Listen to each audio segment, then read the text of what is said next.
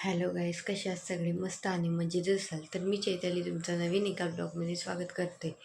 तर आता 7 वाजलेले आहे आणि खूप उशीर झालेला आहे उठायला, कारण 3-4 दिवस झाले अजिबात झोप होत नव्हती.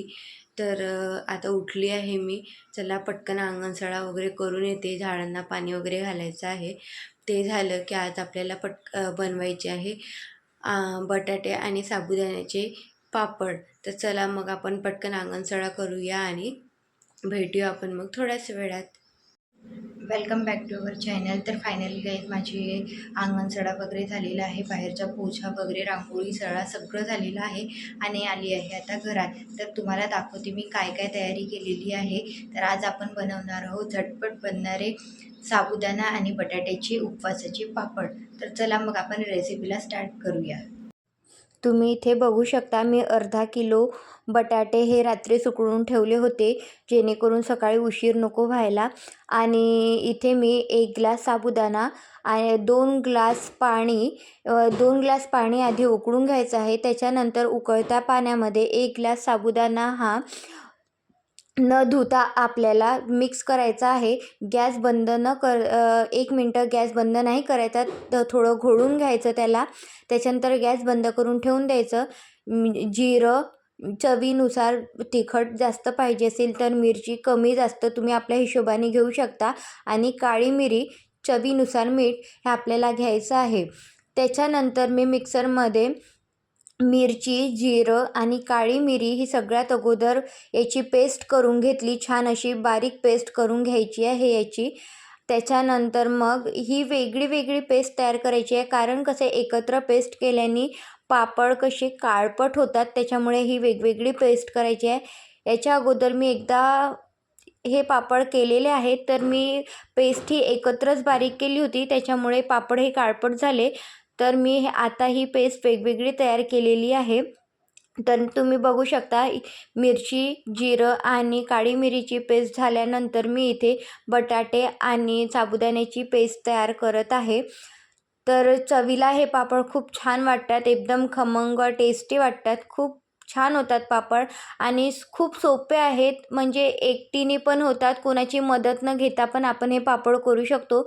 इथे मयूर पण झोपलेला होता आणि तीर्थ पण झोपलेला होता आणि खरं तर मला खूप उशीर झाला होता उठायला आज. तर त्याच्यामुळे मी हे पटकन त्यांच्या उठायच्या अगोदरच हे कारभार करून घेतलं. तर इथे मी पेस्ट वगैरे छान तयार करून घेत होती. आणि जर आपल्याला वाटत आहे की ही पेस्ट खूप घट्ट होते आहे, तर इथे एका पातेल्यामध्ये मी गरम पाणी करून घेतलेलं होतं. आणि इथे थंड पाण्याचा उपयोग नाही करायचा आहे. जर आपल्याला वाटतं आहे की पेस्ट घट्ट होत आहे, तर हे गरम पाणीच आपल्याला तिथे टाकायचं आहे. तर इथे छान मी पेस्ट वगैरे तयार करून घेतली आहे.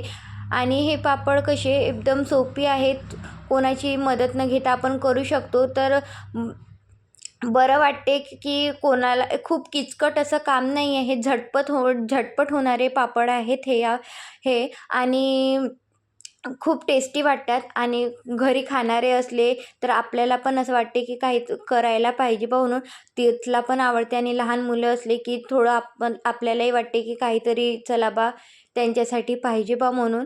तर मयूरला पण उपवास वगैरे असतो गुरुवारचा, तर त्याच्यामुळे मी हे उपवासाचे पापड ही स्पेशल बनवले. मी याच वर्षी पहिल्यांदा बनवले होते हे पापड. तर खूप छान झाले, मस्त वाटतात टेस्टला एकदम. तर अशा प्रकारे मी इथे पेस्ट वगैरे तयार करत होती. इथे मी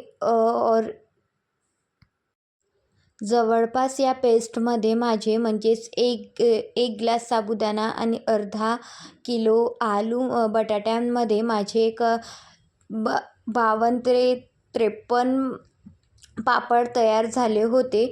तर खूप छान झाले. एकदम खूप पातळ पण नको, एकदम खूप जाड पण नको आणि तेलात तळल्यावर एकदम लालसर नको व्हायला, थोडे जाडच ठेवायला पाहिजे. तर इथे मी पेस्ट वगैरे करून घेत होती इथे. आणि उशीर झालेला होता भरपूर, तुम्ही बघू शकता, कारण कसं उन्हात पण खूप जास्त वेळ बसून होत नाही. तर सकाळीच हे पापड टाकायला पाहिजे, एकदम जास्त उन्हात टाकलं की थोडं बेकार वाटते.